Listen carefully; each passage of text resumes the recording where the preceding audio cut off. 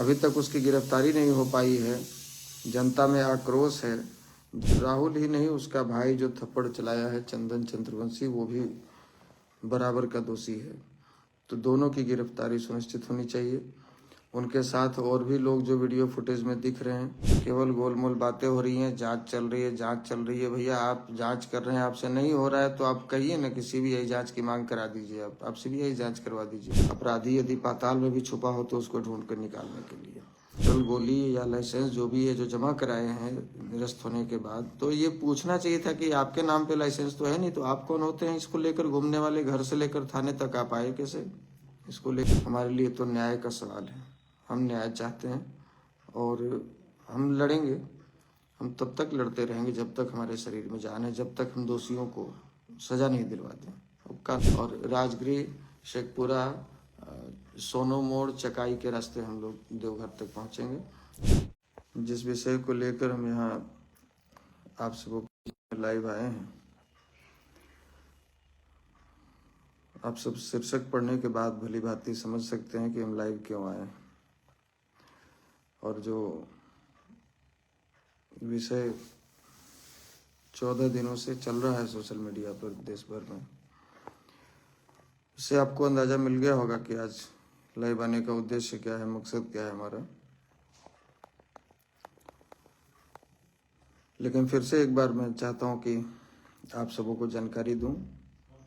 हो सकता है कि ये लाइव आप लोगों के माध्यम से शेयर होते होते झारखंड के मुख्यमंत्री जी तक पहुंचे, उनके धर्मपत्नी श्रीमती कल्पना सोरेन जी तक पहुंचे और अन्य लोगों तक भी पहुंचे जो वहां शासन में हैं, सत्ता में हैं। मुझे लगता है कि इस बात की जानकारी उनको होगी भी और निश्चित रूप से होगी, क्योंकि उनकी पार्टी का ही एक पदाधिकारी जो कि महत्वपूर्ण पद पर बैठा हुआ है, युवा जिलाध्यक्ष देवघर, उसके द्वारा ये कुकृत्य किया जाता है। ये नृशंस हत्या हमारे भाई की जाती है और अभी तक उसकी गिरफ्तारी नहीं हो पाई है। जनता में आक्रोश है। जिस जनता ने अपना बहुमूल्य मत देकर झारखंड मुक्ति मोर्चा की सरकार बनाई, हेमंत सोरेन जी को वहां पर मुख्यमंत्री बनाया बहुमत के साथ में, वही जनता आक्रोशित होकर अब सड़कों पर उतरने को बाध्य हो रही है। जैसा कि आपने कल देखा होगा, देवघर में हजारों की संख्या में लोग हमारे अनुज भाई आलोक जी को न्याय दिलाने के लिए सड़कों पर उतरे। मेरी गैरहाजिरी में उतरे, हमारे परिवार के किसी भी सदस्य की गैरहाजिरी में इतनी संख्या में जो लोग भी आए, सभी जाति, सभी धर्म, सभी वर्ग के लोग आए। हम उन सब के प्रति हृदय से आभार प्रकट करते हैं कि आप हमारे परिवार के बुरे समय में, हमारे दुख की घड़ी में आप मजबूती से हमारे साथ खड़े रहे।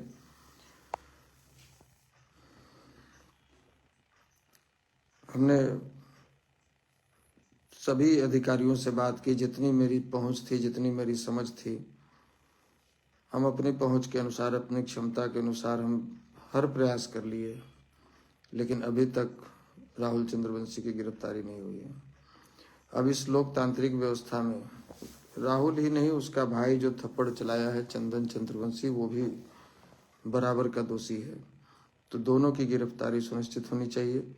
उनके साथ और भी लोग जो वीडियो फुटेज में दिख रहे हैं, उनकी गिरफ्तारी की भी बात हमने की है, जिसे अज्ञात के रूप में हमने, चूँकि हम किसी को और को जानते नहीं थे,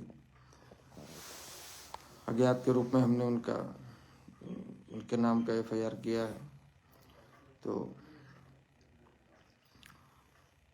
अभी स्थिति यह है कि हम लगातार प्रशासनिक अधिकारियों से संपर्क में हैं, लेकिन कोई संतोषजनक जवाब नहीं मिल रहा। केवल गोलमोल बातें हो रही हैं, जांच चल रही है, जांच चल रही है। भैया आप जांच कर रहे हैं, आपसे नहीं हो रहा है तो आप कहिए ना कि सीबीआई जांच की मांग करा दीजिए। आप सीबीआई जांच करवा दीजिए। कितना लंबा समय लगता है जांच करने में? सारा जब एविडेंस सामने है, CCTV फुटेज सामने है, ऐसा भी नहीं है कि मतलब कुछ भी रात के अंधेरे में किया गया और कोई जान नहीं रहा है। सारा सीसीटीवी फुटेज सामने है, सब कुछ प्रत्यक्ष दिख रहा है, कौन कर रहा है, कौन पिस्टल दिखा रहा है, कौन मेरे भाई को धक्का मारा है, किसने हॉस्पिटल जाने से रोका है, किसने धमकाया है, किसने थप्पड़ मारा है, ये सारी चीज़ें स्पष्ट दिख रही हैं। बावजूद इसके अभी आपकी जांच पूरी नहीं हो रही है। तो मुझे लगता है कि आप या तो जांच करना नहीं चाहते, या उस पर कार्रवाई नहीं करना चाहते, या किसी शासन मंत्री के दबाव में आप ऐसा कर रहे हैं। मैं आपकी भी मजबूरी समझ सकता हूं, जो भी वहां पर सीनियर पदाधिकारी हैं, मैं उनकी भी मजबूरी समझ रहा हूं। ऐसी बात नहीं है, हमने हजारों ऐसे मामले देखे हैं। ऐसा नहीं कि पहली बार, ये तो मेरे साथ पहली बार ऐसा हुआ है, लेकिन हजारों भाइयों बहनों के साथ जो समस्याएं आई हैं उनके जीवन में, हम उनके साथ खड़ा रहने का इन 14-15 वर्षों में हमने प्रयास किया है। तो ऐसे कई मामले देखे हैं जो कि हाई प्रोफाइल मामला होता है, जिसमें डायरेक्ट किसी मंत्री का या सरकार का उसे संरक्षण प्राप्त होता है अपराधी को, और नीचे के अधिकारी जो होते हैं वो चाहकर भी विवश होते हैं, कर नहीं पाते। तो कल माननीय पूर्व मुख्यमंत्री जीतन राम मांझी जी भी श्रद्धांजलि सभा में हमारे घर पर आए थे। उन्होंने कहा है कि मैं माननीय केंद्र के गृह मंत्री जी से मिलकर और इस मामले की सीबीआई जांच की भी मांग करूंगा। तो सीबीआई जांच की मांग की नौबत नहीं आए, सब कुछ स्पष्ट है। तो हम वरीय पुलिस अधिकारियों से निवेदन करेंगे कि उसकी गिरफ्तारी हो, दोनों भाइयों की गिरफ्तारी हो। आगे जो अभियुक्त और दिख रहे हैं उसमें जो कि अज्ञात हैं, उनको चिन्हित करके उनको गिरफ्तार किया जाए। और 14 दिन प्रशासन के पास यदि कोई मजबूरी नहीं है, किसी प्रकार का दबाव नहीं है, तो इतना तंत्र होता है कि 14 दिन बहुत होता है उनके पास में। अपराधी यदि पाताल में भी छुपा हो तो उसको ढूंढ कर निकालने के लिए। पिस्टल का लाइसेंस उसका रद्द हुआ है। पिस्टल जमा खुद करने आना चाहिए था उसको थाने में, लेकिन उसने अपने पिताजी से पिस्टल भिजवा दिया है। क्या वहाँ स्थानीय पुलिस वालों ने उनसे पूछा कि भाई आप क्यों, पुलिस आपके नाम पर तो ये पिस्टल है नहीं, फिर आप कैसे जमा कर रहे हैं? पिस्टल, गोली या लाइसेंस जो भी है जो जमा कराए हैं निरस्त होने के बाद, तो ये पूछना चाहिए था कि आपके नाम पे लाइसेंस तो है नहीं, तो आप कौन होते हैं इसको लेकर घूमने वाले? घर से लेकर थाने तक आप आए कैसे इसको लेकर? तो इन चीज़ों पे हम जानते हैं कि नहीं पूछताछ हुई होगी। और लोग, सरकार में बैठे कुछ लोग इसको ईगो की लड़ाई बनाए हुए हैं। तो आपके लिए ईगो का सवाल हो सकता है, मेरा तो परिवार गया है, मेरा खून गया है, मेरा भाई गया है। हमारे लिए तो न्याय का सवाल है। हम न्याय चाहते हैं और हम लड़ेंगे। हम तब तक लड़ते रहेंगे जब तक हमारे शरीर में जान है, जब तक हम दोषियों को सजा नहीं दिलवाते। अब कानून का काम है, न्यायपालिका का काम है, सजा क्या देती है हम तो मांग करेंगे कि फांसी हो, लेकिन न्यायपालिका क्या सजा देती है तो अलग चीज़ है। चूँकि इस तरह के जघन्य अपराध के लिए ही फांसी की सजा होती है, जो कि किसी को तड़पा कर मार देना कहते हैं।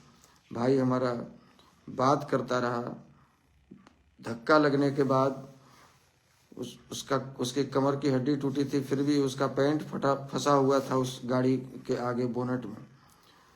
वो जब गार्ड आया दौड़कर देखा कि ये पैंट खींच रहा है, मतलब जो गाड़ी में फंसा था उसको निकालने का प्रयास कर रहा है। और वो दरिंदे जो गाड़ी चला रहे थे वो सभी गाड़ी से निकले हैं, अपना जूता चप्पल भी निकाले हैं गाड़ी से, और आराम से पीछे बैठकर बात किए हैं। फिर अपने बाप चाचा को फ़ोन किए हैं और वो अपने गुंडों के साथ आ गए हैं।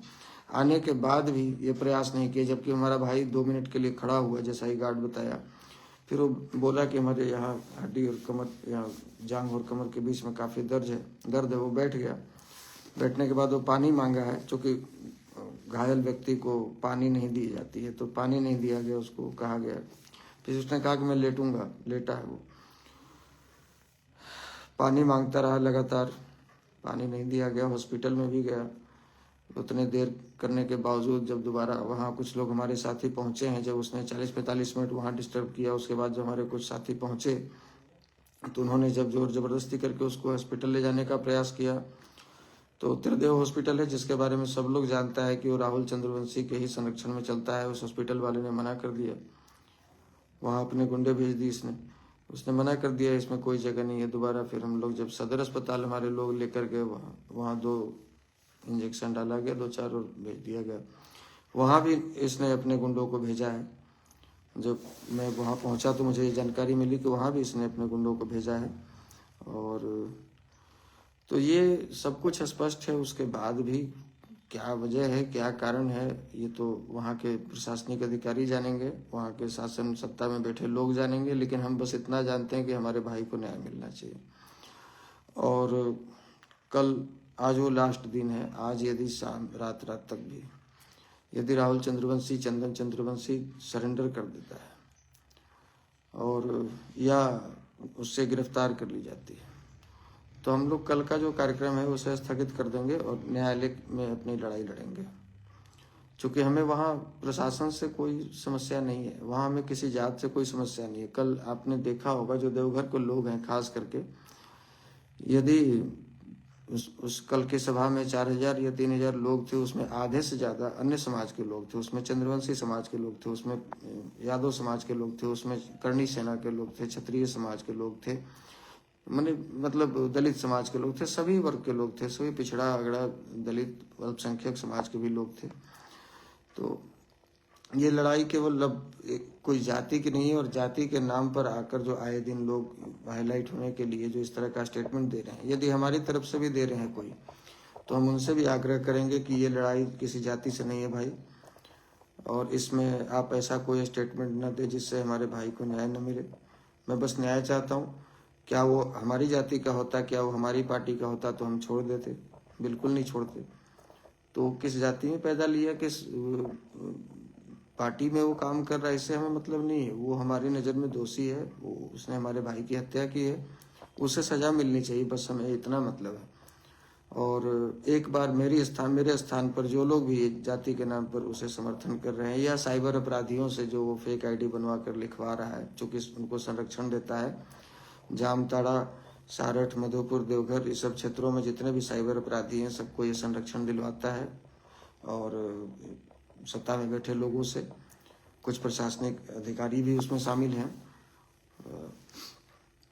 लेकिन आप यदि उसके लिए ठीक है, आप उसके साथ काम करते हैं, लेकिन आप एक बार मेरे स्थान पर खुद को रख कर देखिए, आपको आपके ऊपर क्या बीतता है। यदि आपका सगा भाई जो आपसे 8 साल छोटा है, जो जिसे आपने अपने गोद में खिलाया है, और वो चला जाए, उसका लाश अपने कंधे पर उठाना पड़े, तो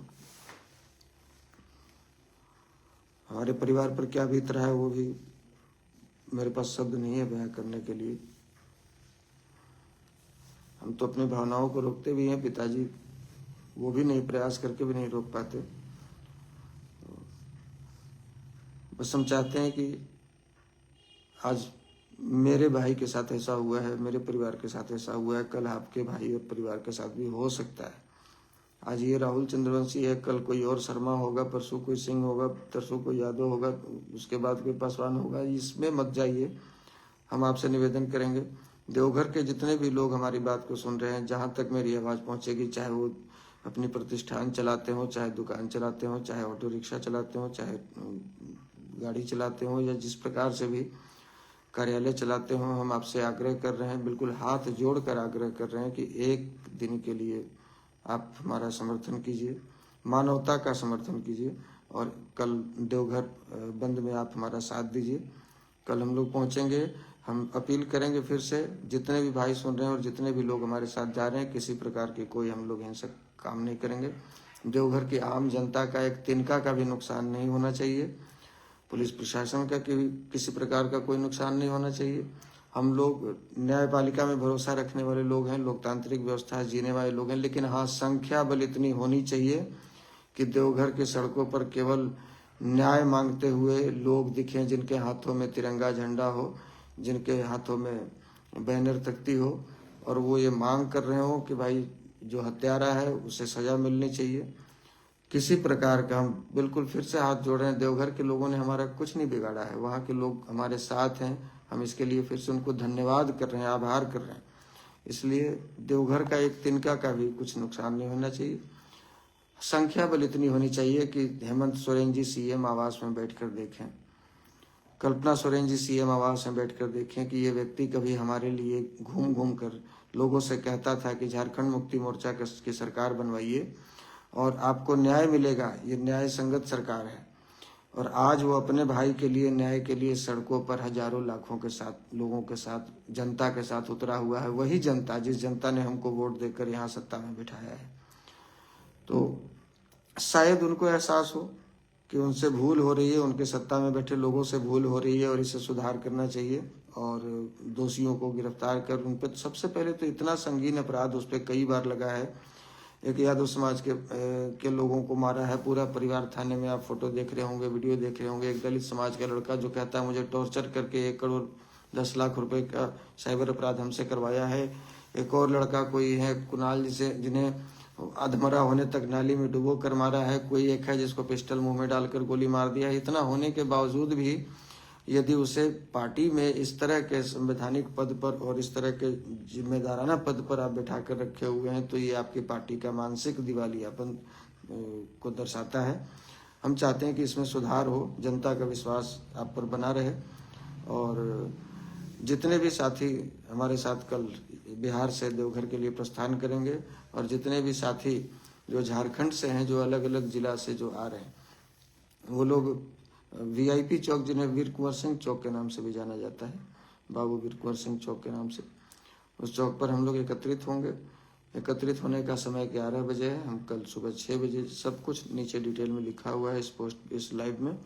कल हम लोग सुबह 6 बजे अपने गया स्थित आवास से प्रस्थान करेंगे और राजगृह, शेखपुरा, सोनो मोड़, चकाई के रास्ते हम लोग देवघर तक पहुंचेंगे। कल 11 बजे हम सभी लोग देवघर में, यदि आज रात तक गिरफ्तारी नहीं होती है या सरेंडर नहीं करता है तो, और यदि हो जाता है तो हम प्रशासन, मुझे सूचित प्रशासन के लोग यदि करते हैं तो हम आप सबों को लाइव के माध्यम से, अलग अलग मीडिया के माध्यम से हम सूचना दिलवा देंगे। और लेकिन यदि नहीं होता है तो कल एक बार हम चाहेंगे कि अधिक से अधिक संख्या में लोग पहुंचे।